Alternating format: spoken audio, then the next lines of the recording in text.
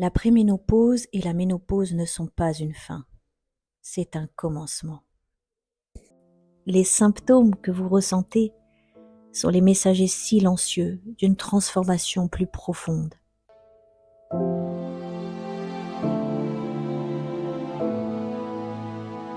Bienvenue dans Ménopositive.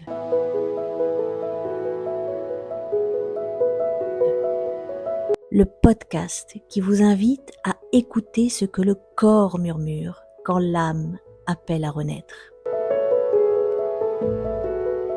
Je suis Saba, yoga thérapeute, coach spécialisé en ménopause, exploratrice des langages du corps et de l'invisible et passionnée par l'Ayurveda. Dans cet espace, nous parlons d'hormones, de système nerveux, d'Ayurveda, de mémoire, de yoga et de l'importance des traumas dans l'émergence des symptômes.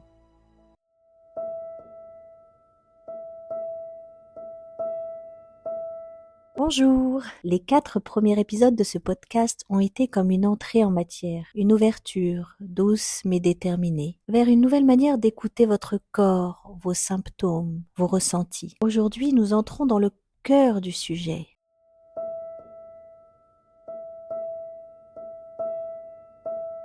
Bienvenue dans Ménopositive, le podcast qui vous reconnecte à la sagesse du corps. Ici, on parle de transformation, pas de déclin, d'écoute, pas de contrôle, de renaissance, pas de rupture. Cet épisode est plus dense, plus long, plus fondamental.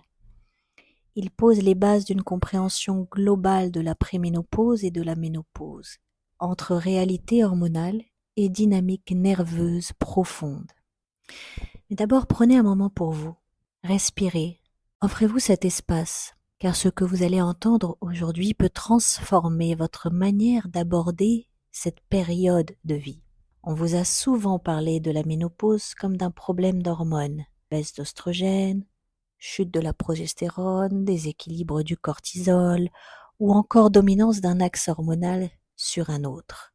Oui, c'est vrai.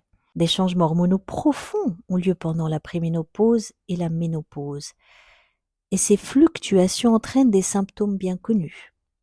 Bouffées de chaleur, troubles du sommeil, fatigue chronique, irritabilité, baisse de la libido, troubles digestifs, prise de poids, perte de densité osseuse, perte de densité musculaire et bien d'autres et bien d'autres. Mais ces manifestations sont plus que de simples effets secondaires hormonaux. Elles sont aussi des révélateurs d'un système plus vaste. Et là, on parle de votre système nerveux autonome. Mais avant d'aller plus loin, il me semble essentiel de poser une base claire et accessible. Car peut-être, comme beaucoup, vous n'avez jamais vraiment entendu parler de ce fameux système nerveux autonome, ou alors sans savoir exactement ce qu'il est ni à quoi il sert. Dans notre corps, plusieurs grands systèmes régulent notre fonctionnement. Le système digestif, le système hormonal, le système musculaire, etc., etc. Et parmi eux, il y a le système nerveux. Le système nerveux, lui, se divise en 2 grandes parties. Le système nerveux central qui regroupe le cerveau et la moelle épinière, qui sont un véritable centre de traitement de l'information. Et nous avons le système nerveux périphérique qui relie le système nerveux central au reste du corps. Ce système nerveux périphérique comporte lui-même 2 branches. Ok, donc on a le système nerveux qui est divisé en 2 grandes parties. Le système nerveux central, cerveau et moelle épinière, et le système nerveux périphérique qui relie ce système nerveux central au reste du corps. Et ce système nerveux périphérique, très important, lui, comporte 2 branches.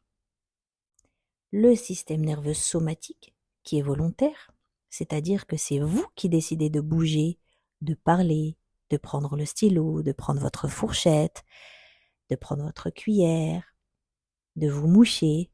Il régit les mouvements conscients du corps. Ça, c'est le système nerveux somatique. Puis, il y a le système nerveux autonome, et c'est lui qui nous intéresse. Lui, il agit sans votre contrôle conscient, parce qu'il régule notre respiration, notre rythme cardiaque, notre digestion, notre température, et surtout, il gère notre rapport à la sécurité. Il veille en permanence à évaluer si nous sommes en danger ou non. Et c'est justement lui qui est au cœur de la théorie polyvagale, la théorie dont je vais vous parler aujourd'hui. Mais avant d'aller plus loin, je sais que ça fait beaucoup d'informations. Je vous propose un petit moment d'intégration. Ce que vous venez d'entendre est peut-être nouveau pour vous ou un peu dense. Alors prenons une courte pause ensemble pour que l'information ne reste pas seulement dans la tête, mais qu'elle descende dans votre corps. Asseyez-vous sur un fauteuil, une chaise, un canapé ou sur un tapis de yoga à votre portée, le dos droit, les épaules basses et fermez doucement les yeux si vous le pouvez. Ressentez simplement ce que cela vous fait d'avoir entendu parler de ce système nerveux, de toutes ces subtilités internes qui vivent en vous. Qu'est-ce que cela réveille? Une question, une curiosité, un soulagement? Posez une main sur votre poitrine et l'autre sur votre ventre. Prenez une inspiration naturelle puis relâchez doucement l'air par la bouche. Et dites simplement, intérieurement ou à voix basse, c'est beaucoup et c'est ok. Je suis là et j'écoute. C'est beaucoup et c'est ok. Je suis là et j'écoute. Ouvrez maintenant doucement les yeux quand vous êtes prête. Reprenons ensemble. Maintenant que la base est posée, entrons ensemble dans le sujet. Ce système, le système nerveux autonome, en lien direct avec vos hormones, vos émotions et vos perceptions, réagit aux variations hormonales comme à des signaux de changement profond. Et lorsqu'il détecte ces changements comme une rupture de stabilité, il réagit. Il se met en veille, en alerte ou en protection. Autrement dit, c'est parce que le système hormonal bouge que le système nerveux se met en mode gardien de votre sécurité intérieure. Il interprète ces bouleversements comme une potentielle menace, même si vous n'en êtes pas consciente. Et c'est là que la théorie polyvagale devient précieuse. Développée dans les années 90 par le neuroscientifique Stephen Porges, elle a bouleversé le monde des neurosciences et de la thérapie. Elle a permis à des milliers de praticiens de mieux comprendre ce que vivent leurs patients. Figement, surréaction émotionnelle, anxiété chronique, isolement. À l'origine, cette théorie n'était absolument pas directement pensée pour la ménopause. Mais avec l'expérience, l'intuition et l'observation durant mes séances et mes accompagnements, j'ai compris à quel point elle était pertinente ici. Parce qu'elle éclaire cette période de manière absolument révolutionnaire. Elle ne permet pas seulement de mieux se comprendre soi-même, elle aide aussi à mieux comprendre les autres et à entrer dans des relations plus vraies, plus ajustées, plus pacifiées. Et dans les prochains épisodes, nous prendrons le temps de revenir plus en détail sur ces mécanismes et ces applications concrètes à la préménopause et à la ménopause. Mais pour l'instant, voici déjà les 3 grands états décrits par cette théorie. Nous avons l'état ventral vagal. C'est l'état dans lequel nous nous sentons en sécurité, reliés socialement, présents à soi, et au monde. Dans cet état, vous pouvez rire, aimer, créer, digérer, dormir. C'est un état qui connecte à l'autre facilement. C'est un état où la vie circule. Prenons un exemple d'une femme que j'accompagne, que nous allons appeler Myriam. Elle a 52 ans, c'est une entrepreneure. Lorsqu'elle prend le temps de marcher en silence le matin, de respirer profondément, elle sent que ses idées sont claires, qu'elle peut prendre des décisions fluidement. Elle se sent stable, confiante. C'est cela l'état ventral. C'est cet état de sécurité, de confiance, une présence alignée à soi et au monde. Si en préménopause vous avez des instants où vous vous sentez paisible, aligné, relié à vos proches ou inspiré, alors disons que vous touchez cet état. On a le deuxième état, l'état sympathique. Ici, votre corps se met en action. Il croit qu'il faut fuir ou se battre. Vous sentez votre cœur s'accélérer, une agitation intérieure, des pensées qui tournent en boucle. De nouveau, on va prendre l'exemple d'une de mes pratiquantes, Hélène. Elle est en préménopause. Et Hélène se sent vite dépassée par des choses qui ne la touchaient pas avant, les courses, les bruits, les imprévus, les enfants qui sautent à droite, à gauche, les entrées et venues. Elle dit de ses propres mots, « Je crie pour rien, je me sens agressive dès le réveil. » Ça, c'est l'état de tension, de nervosité, de frustration. Son système est en alerte, retenez, son système est en alerte permanente. Et beaucoup de femmes en préménopause et ménopause s'y reconnaissent lorsqu'elles me disent « Je ne me reconnais plus, je suis à fleur de peau. » Vous êtes là, en état sympathique. Puis il y a le troisième état, l'état vagal dorsal ou l'état dorsal vagal. Cet état est souvent mal compris, mais c'est un mécanisme ancestral de protection. C'est-à-dire que lorsque le danger semble trop grand ou que vous avez été trop longtemps en tension, votre système se met en pause. On parle alors de figement. Vous vous sentez tout à coup sans énergie, coupé de vos émotions, de votre corps, de vos sensations, dans une fatigue étrange. Vous êtes comme absente. Pour illustrer l'état vagal dorsal, je vais vous parler de Nadia, de 49 ans. Elle dirige une équipe, mais depuis quelques mois, elle vit des épisodes de ce qu'on appelle en anglais « the brain fog », cette fameuse brume mentale. Elle oublie les rendez-vous, elle se sent vide, sans envie. Elle dit de ces mots, je me souviens, je fais tout au ralenti, je suis là sans être là. C'est simple, son système nerveux est là en mode figé, en mode repli. Ce n'est pas de la paresse, c'est un réflexe de protection. C'est un réflexe du système nerveux autonome qui se met en vagal dorsal pour la mettre en sécurité. Parce qu'ici, le repli n'est pas une faiblesse, c'est une stratégie de survie. Et c'est aussi cela la ménopause parfois, un moment où le corps dit stop doucement pour protéger ce qui reste de vital. Donc avec la théorie polyvagale de Stephen Porges, on n'est plus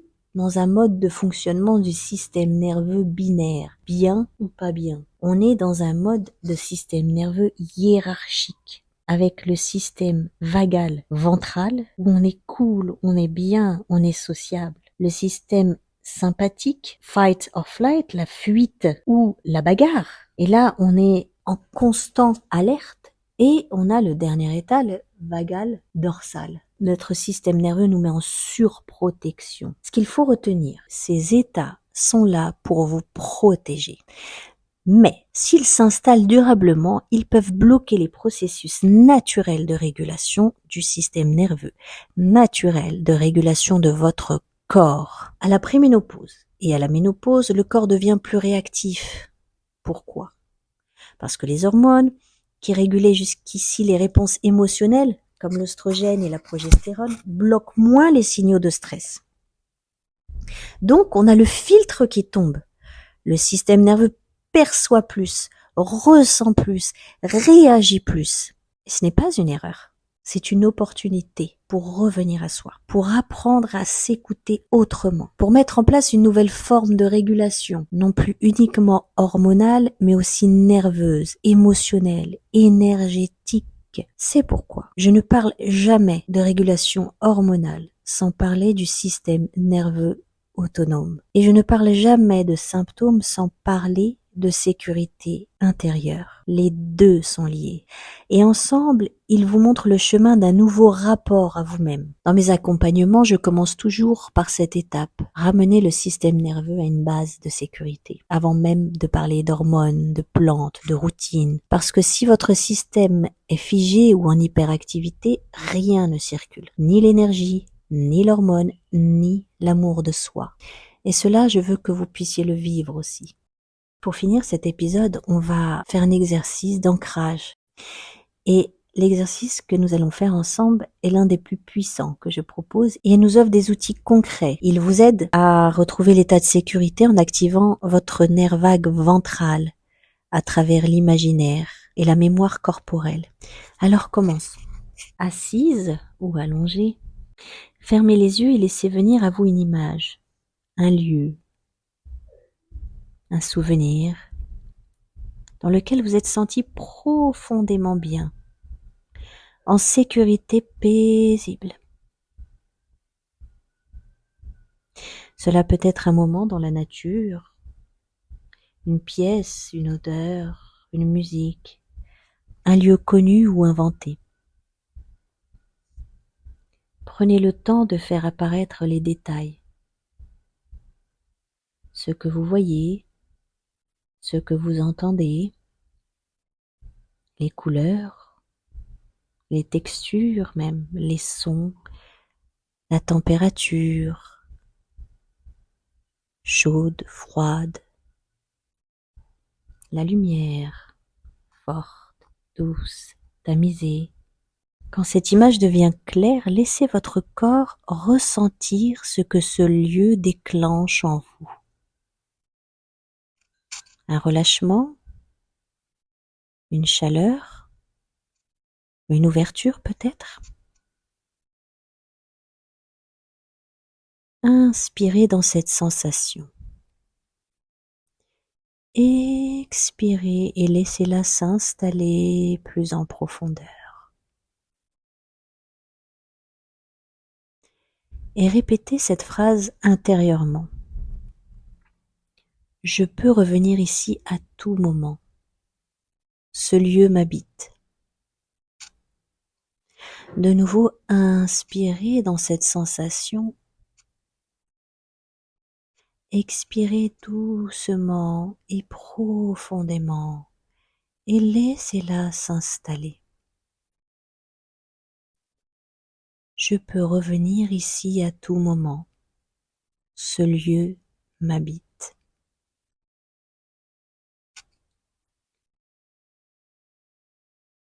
Et quand vous vous sentez prête, ouvrez les yeux doucement.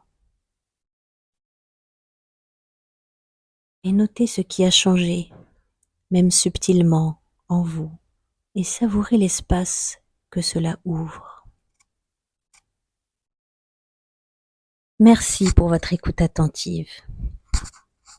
À partir de cet épisode, j'ai décidé de ralentir volontairement le rythme de publication, parce que les épisodes seront plus longs, plus denses, plus profonds. Désormais, un nouvel épisode sera disponible 2 fois par mois, parce que je ne veux pas que Méno Positif soit un podcast de surface. Chaque épisode est dense, profond, conçu pour être écouté, réécouté, intégré. J'ai pensé ce podcast comme un podcast soin. Je souhaite vous laisser le temps de digérer, d'explorer les pistes proposées, de revenir à vous. Et cela me permet aussi de mon côté de continuer à écrire, enregistrer et créer avec la même qualité, la même sincérité et essayer d'avoir toujours plus de justesse. Merci encore de votre présence, merci de votre écoute engagée et on se retrouve dans 2 semaines. Et si vous avez envie que je consacre un épisode spécifique uniquement à la voie hormonale classique de la préménopause et de la ménopause, n'hésitez pas à me le dire en commentaire de la vidéo. Ce sera fait avec plaisir. Dans le prochain épisode, nous parlerons d'une autre lecture de la ménopause, celle de l'Ayurveda, cette médecine millénaire qui considère ce passage non pas comme une perte, mais comme une élévation. Prenez soin de vous. Vous n'êtes pas cassé. Vous êtes ce papillon en transformation.